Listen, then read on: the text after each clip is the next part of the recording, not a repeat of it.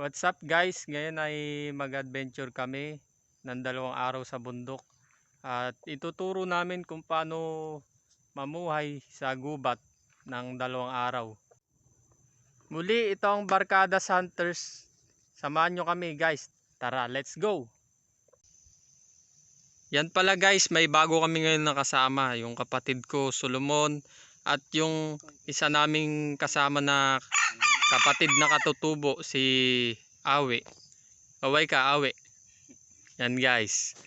Ayun guys, yung sa likod nila, yung bundok na pupunta namin. Yan, magubat-gubat yan guys. Diyan kami magpopondo ng 2 araw at manghahunting. Tara guys, samahan nyo kami. Let's go! Guys, ngayon ay papunta na kami ngayon dun sa bundok na pagpopondohan namin ng 2 araw.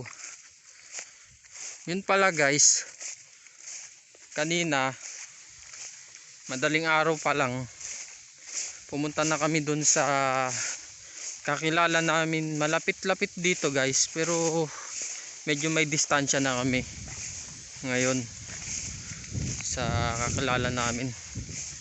Dun kami nagpahinga muna, pero kanina pang madaling araw andito na kami guys. Makyat kami, talagang sinadya namin to dahil maganda yung place, saka ibon, mga wild. Yun guys.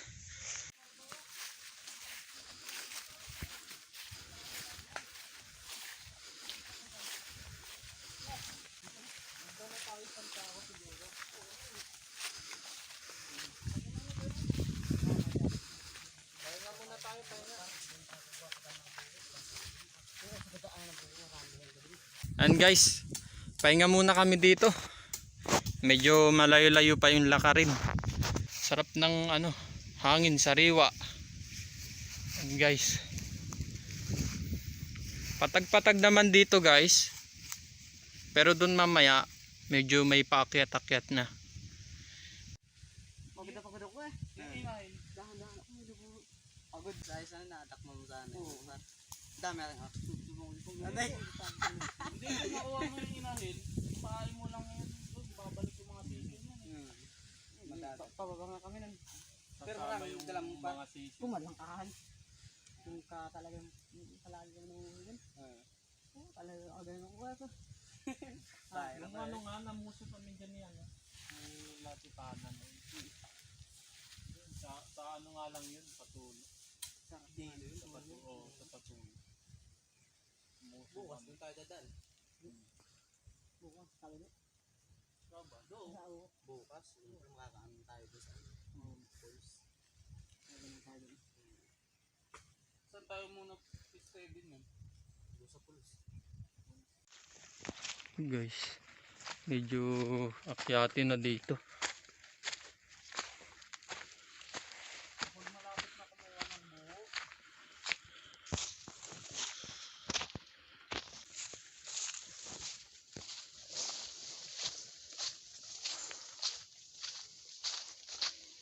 Medyo alayo-layo pa tayo guys sa pupunta natin.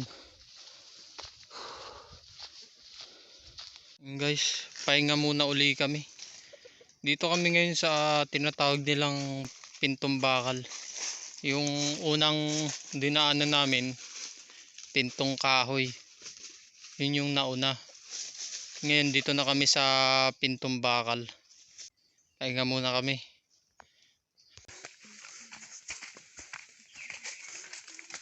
Malilim-lilim dito guys sa dinaraanan namin na to.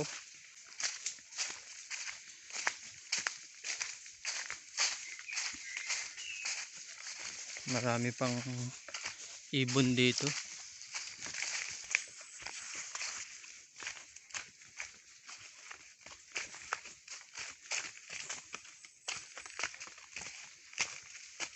Gubat na gubat talaga.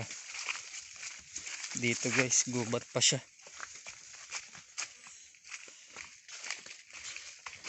Guys, puro kakahuyan, buuan. baito.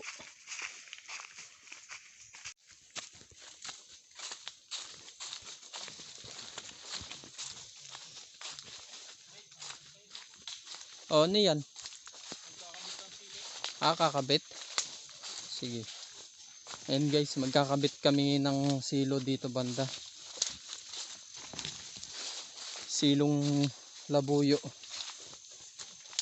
Pwede rin sa ibon. Ayan guys, gubat-gubat pa to guys. Kakahuyan. Guys, nagkakabit ng silo ngayon si Awi.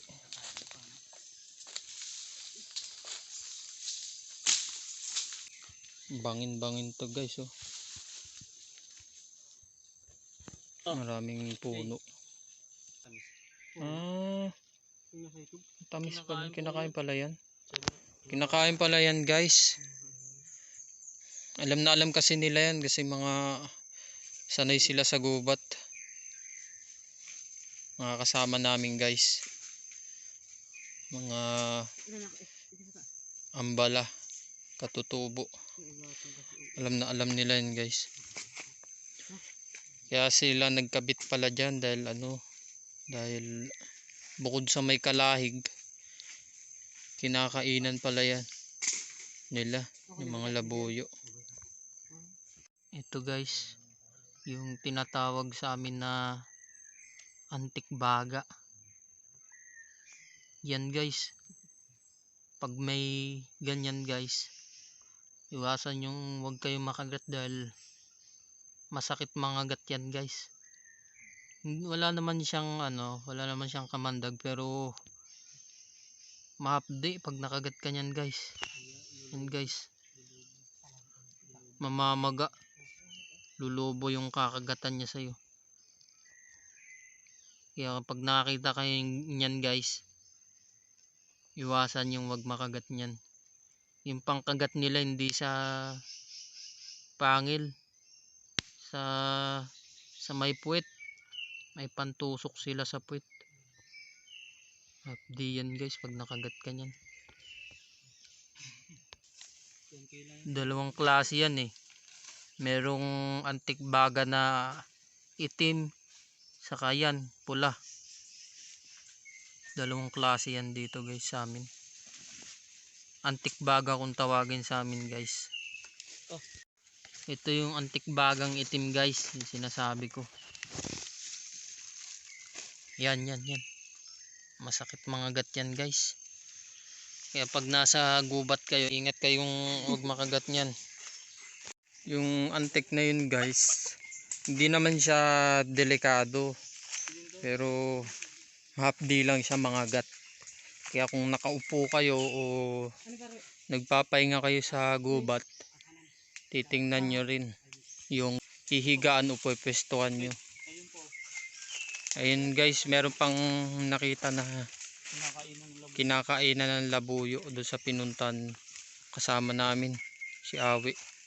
Magkakabit siya ngayon doon ng silo. Yun guys, andun siya guys. Yun, magkakabit siya ng silo.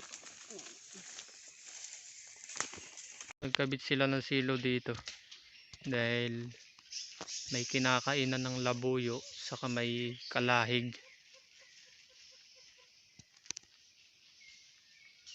Yan guys, gubat-gubat pa yan guys. Ito kinakain dito, kung halimbawa maligaw man kayo, may makita kayong ganito, kainin nyo na para mabusog kayo. Para siyang alatres guys. Yan guys, Tamis. ito yung sinasabi ko na parang Matamis siya. prutas siya. Ito guys, oh. Prutas na native to eh.